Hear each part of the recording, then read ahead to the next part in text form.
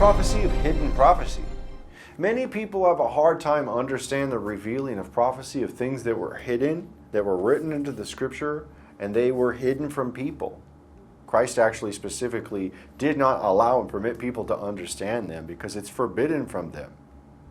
They're not purposed to have that knowledge. And there's many different times in the past and history that you'll end up seeing these accounts, but what you will see is hidden prophecy within the scripture that gets fulfilled later through what was done, spoken of prior. And the witnesses of this account are fulfilling of the law when you see in Deuteronomy chapter 19 verse 15 where it says that 2 witnesses out of the mouth of 2 witnesses or out of the mouth of 3 witnesses the matter is established. And the Apostle Paul writes about that as well. But here's one account where Christ confirms this. In Matthew chapter 12 verse 38 it says, "Then certain of the scribes and Pharisees answered, saying, Master, we would see a sign from thee." The religious leaders thought that they knew everything. They thought that they had all these things figured out. They thought that they had the manuscripts for so many thousands of years, that they're in control and they're in charge, and that how dare God use somebody outside of their control to be able to reveal things, putting them higher than them. This is exactly the arrogance and the pride that you see today in these ministries where the people think that they have things figured out. They're no different than the Pharisees that were prior. They came to him asking him for a sign. Show us a sign of who you are. Show us a sign of how this is going to be and give us a sign that we can verify you. But what happens? Christ points to things that were already written prior that will be fulfilled through Christ. And what does he say? He talks about the story of Jonah as a sign. Matthew chapter 12 verse 39 he says, "But he answered and said unto them, An evil and adulterous generation seeketh after a sign, and there shall no sign be given to it, but the sign of the prophet Jonah." This is one account where Christ says that the sign of the prophet Jonah is a testimony. This is one time where Christ says, hey, look, to the prophecy of Jonah, what happened with Jonah is a sign of now. And they couldn't see it. Even though that he said, look, it's in the likeness of this. This is how this will be fulfilled in the same likeness. These things from the past are written now. They'll come in now. They'll be like this in the end. And he's trying to explain this to them that they want a sign and they can't see it. They can't see it even though it's plainly written in the scripture.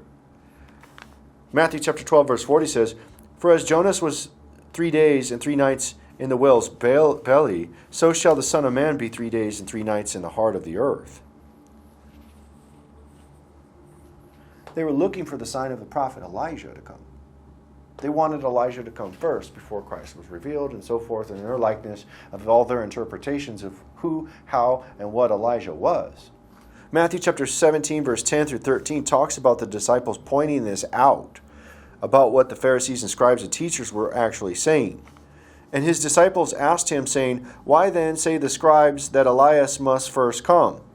And Jesus answered and said unto them, "Elias truly shall come first and restore all things. But I say unto you that Elias is come already, and they knew him not, but have done unto him whatsoever they listed. Likewise shall also the Son of Man suffer of them."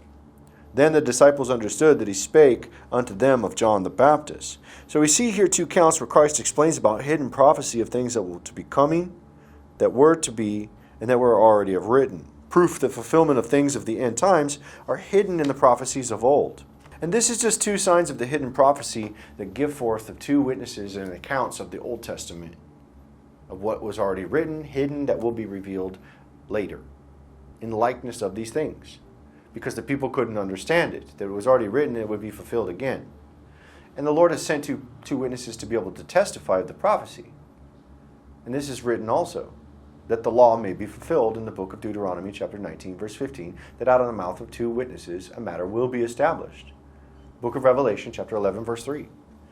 "And I will give power unto my 2 witnesses, and they shall prophesy 1,260 days, clothed in sackcloth." And these are 2 testifying of things that were hidden in the scriptures, hidden in the prophecy.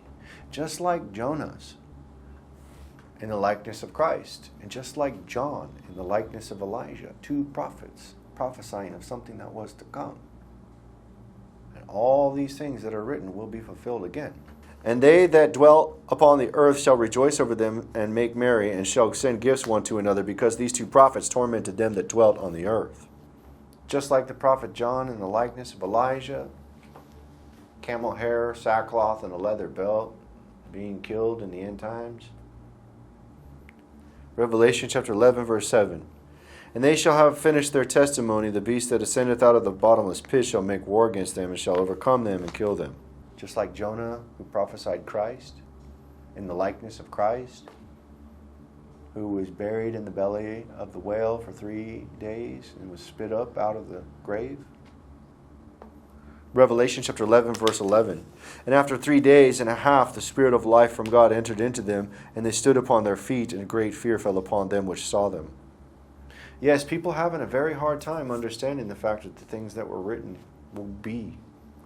Things that were written then, were, and will be. Just like Jonah, how it's going to occur again.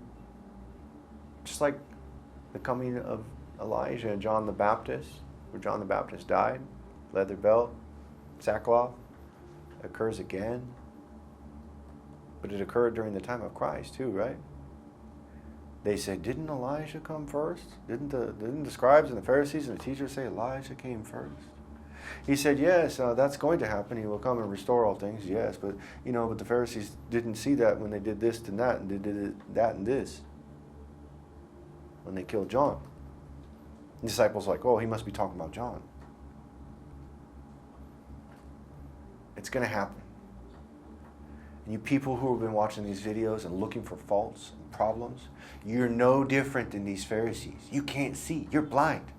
And Christ says to you to buy from him eye salve that you may see. Because you're lukewarm. You're a Laodicean church. And if you don't listen, you're cut off. You're going to the lake of fire with the rest of these Pharisees and Sadducees because you didn't listen to that prophet. And that hidden prophecy. The hidden honey and hidden manna. The bread and honey and the milk. The prophecy of the hidden prophecy. That's what it is. It's hidden from those who think that they know better. Hidden from their eyes that they can't see. A sleep and a slumber has been put upon you who can't see these things. You're blind. Blind guides leading the blind. And this is the prophecy of the hidden prophecy.